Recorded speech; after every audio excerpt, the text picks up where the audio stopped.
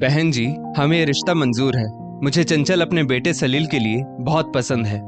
नर्मदा जी सरस्वती जी के गले लगकर बोली।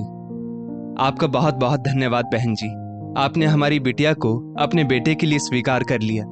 सरस्वती जी बहुत ज्यादा खुश होकर बोली।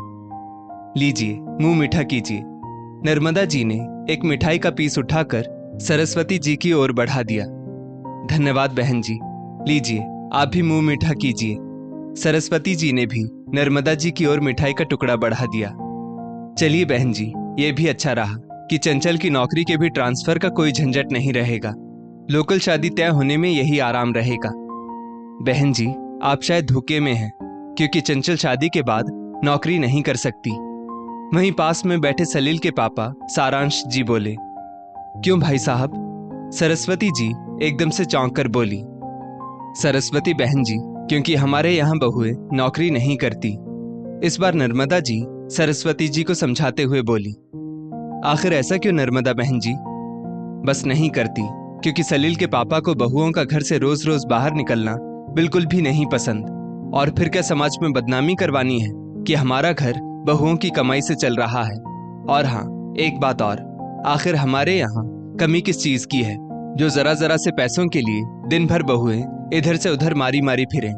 हमारी बड़ी बहू काजल भी एमएड बीएड है, लेकिन उसको भी नौकरी नहीं करने दी गई। ठाठ से घर में रहती है, बैठी तो है आपके सामने। चाहे तो खुद ही पूछ लीजिए उससे कि उसको हमारे यहाँ किसी भी प्रकार की कोई कमी तो नहीं है। नर्मदा जी बहुत अहंकारित होकर बोली। आंटी जी, मम्मी जी बिल्कुल सही कह रही हैं। मुझे कमी तो कुछ भी नहीं है, लेकिन कठपुतली सी हो गई हूँ। आप इस समझौते पर बिल्कुल भी शादी मत करिएगा, क्योंकि आपने तो चंचल की नौकरी की बात पहले ही कर ली, तो आपको पता चल गया कि उसको शादी के बाद नौकरी करने को नहीं मिलेगी।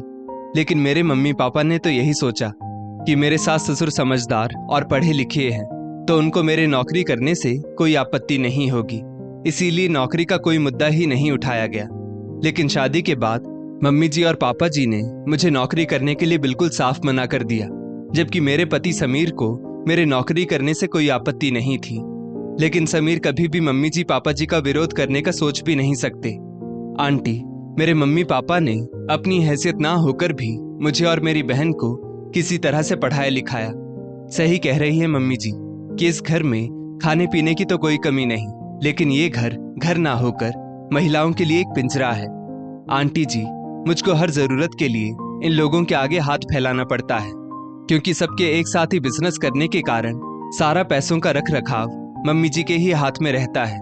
मुझको तो लगता है कि मैं उस घर की बहू ना होकर कोई कठपुतली हूँ, जो अपनी इच्छाओं का कत्ल करके इन लोगों के इशारे पर नाच रही हूँ। ये सब कहते कहते काजल रुआंसी हो उठी।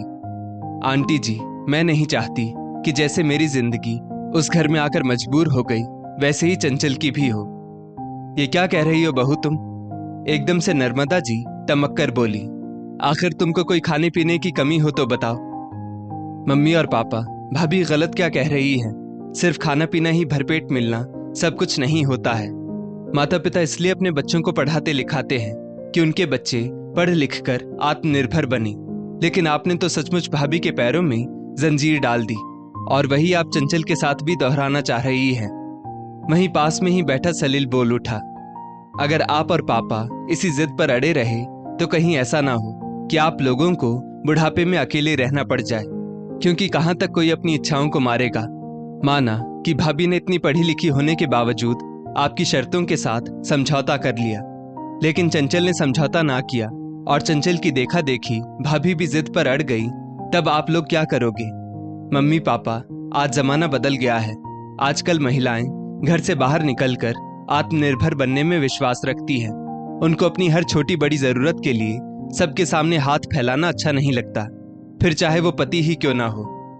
लोहा गर्म होता देख सलील ने भी अपनी बात रख ही दी, क्योंकि वो भी अपनी भाभी की इच्छाओं का सम्मान करता था। मम्मी, कह तो सलील सचमुच बिल्कुल सही रहा है। मैं आपका सम्मान करता हूँ, इसीलिए आपका विरोध नहीं कर पाया। लेकिन सही मायने में देखा जाए तो हर व्यक्ति को अपनी जिंदगी अपनी तरह से जीने का अधिकार होना चाहिए। आखिरकार आज ये शब्द मम्मी पापा की किसी भी बात का विरोध ना करके चुपचाप मानने वाले समीर की भी जबान पर आ गए। अब सबने अपनी अपनी कह ली कि और किसी का भी कुछ कहना बाकी है, या मैं कुछ कहूं? सारांश जी खड़े होकर बोले। मैं कुछ कहना चाहती हूं। नर्मदा जी कुछ परेशान थी। हाँ बोलो। मैं कह रही हूं कि बच्चे बिल्कुल सही कह रहे हैं। जब बच्चे पढ़े लिखे हैं तो आत्मनिर्भर बनने में क्या बुराई। आज मान लो बच्चे हमारे सम्मान में चुप रह गए और कल को विरोध करने लगे, तब क्या होगा? हम लोग सचमुच बुढ़ापे में अकेले रह जाएंगे। यही तो मैं भी कहने जा रहा था। चलो आज और अभी से तुम सब लोग अपनी अपनी जिंदगी अपने हिसाब से जीने के लिए स्वतंत्र हो। अब हमारे घर की बहुएं भी नौकरी करेंगी। सारांश जी बहुत खुश होकर बोले। सचमुच पापा? काजल, समीर और सलिल एकदम से जैसे उछलकर बोले। हाँ भाई सचमुच, सारांश जी चहक कर बोले। और सरस्वती बहन जी, अब आपको हमारे घर रिश्ता करना पसंद है? जी भाई साहब। और सबके सब एक दूसरे को मिठाई खिलाकर बधाई देने लगे। अंत भला तो सब भला। दोस्तों, इस स्टोरी को लेकर आपकी क्या राय है नीचे कमेंट करके जरूर बताइएगा। और ऐसी ही और भी बेहतरीन वीडियोस के लिए हमारा पेज जरूर फॉलो करें। धन्यवाद।